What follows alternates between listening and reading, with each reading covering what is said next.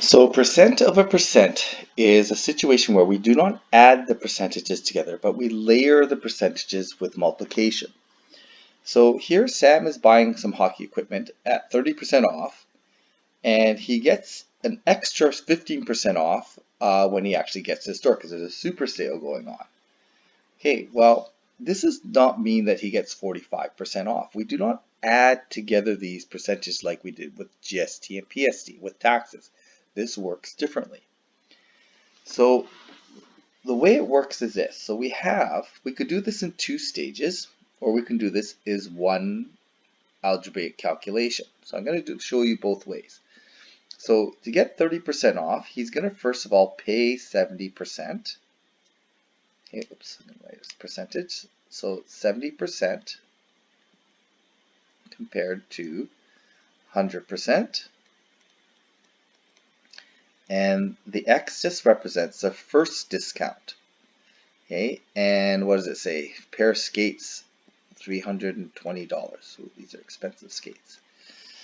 Okay, so we can do our calculation here. We have our decimal multiplier, 0.70.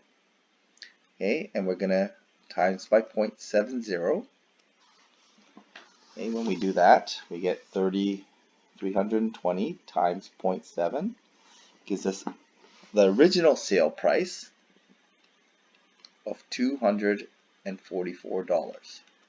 This represents the original sale price. Okay, so then we can do the next discount, which is an extra 15% off. Well, 15% off means you pay 85%. Okay, so we're going to take that away from the 100%. So the 100% is our original sale price now. Okay, so we're going to use the $224 as our original sale price. There's my multiplier, 0.85. And I'm going to use that same multiplier. I'm going to call that Y this time. So we end up with the second discount price as $190.40.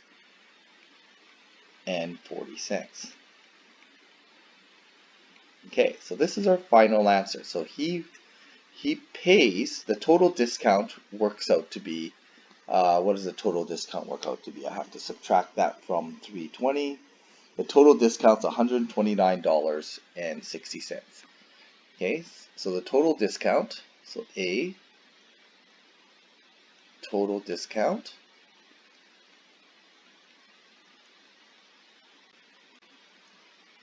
is equal to $129.60. He pays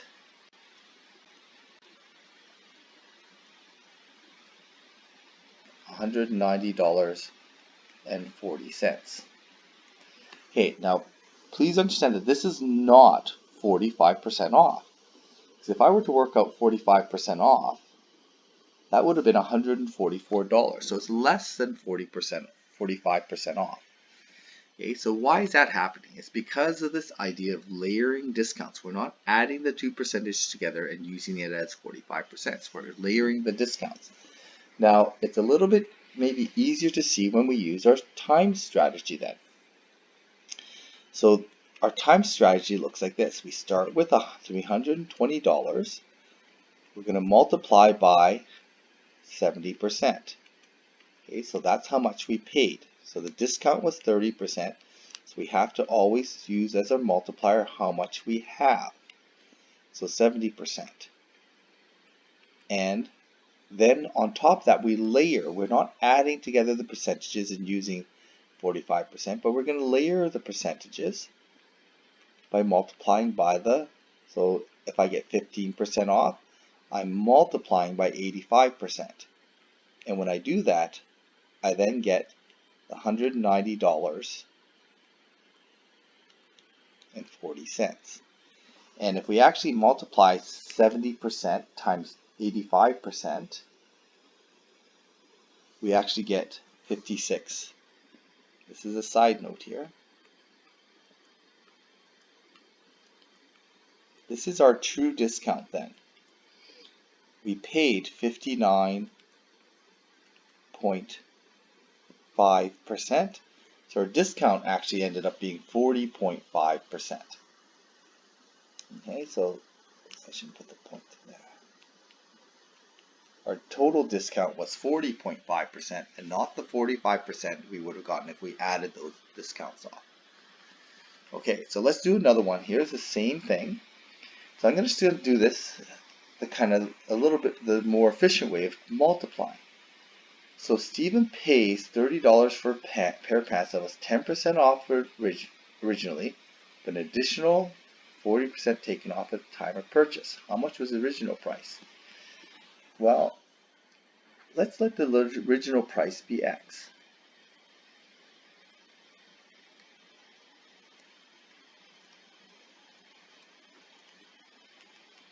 The calculation then looks like this. The original price, okay, times 10% off. Well, 10% off, we're not going to times 10% and subtract. We're going to multiply, use our multipliers 90%. Okay, that's the multiplier we want. We don't want to be messing with the 10% that we're going to subtract. We want to keep this all as times and divide. So my multiplier is 90%. We want to take an additional 40% off. Well, then my multiplier is going to be 60%. Because if I take 40% off, I'm paying 60%. If I take 10% off, I'm paying 90%. And that discount gets me down to $30. Well, I want to solve for the original price. Well, the original price can be solved. Instead of now, how do I undo this 90% and 60%? I undo it by dividing by those percentages.